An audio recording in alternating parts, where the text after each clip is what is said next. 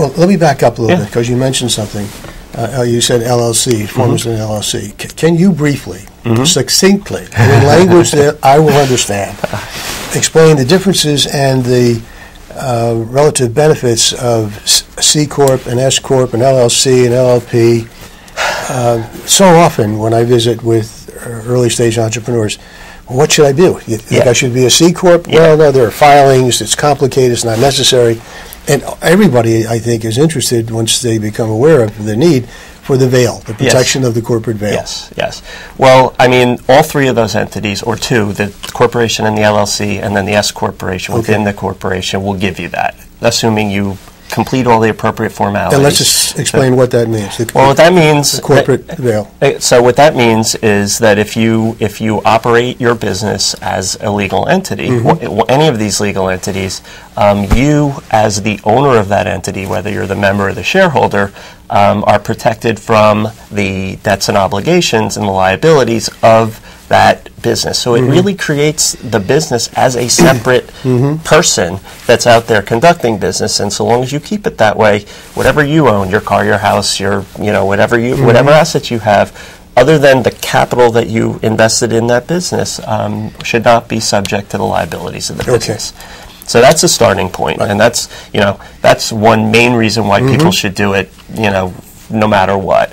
There are obviously there are differences between the legal entities, and I don't want to get into too much technical stuff because we could take all the time. Keep it simple. But the LLC, in my view, has become the preferred choice of entity for people who are essentially doing their own thing, right? And that is what Upstart Legal is focused on. I call them entreprofessionals. These are people who are not necessarily even entrepreneurs, but it's kind of like me in my law practice. I have a service. I'm out there offering it as a business. Yes. I need the protections around me, and that's whether you're a designer, a financial advisor, a lawyer, etc. You should have that.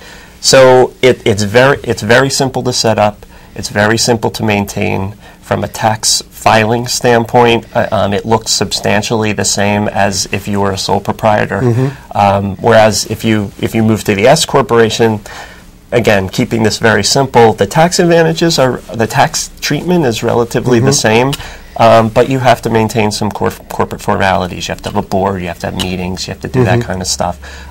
You also have to file a separate tax return, which, again, administratively, in my view, it doesn't really justify it. And then what doesn't? Going to an S. An S? Right. Okay. And then the C corporation definitely makes sense under certain circumstances. So, for example, if the guys you met the other night really are developing an enterprise that they're going to, in the near term, seek outside investment, like institutional VC type investment.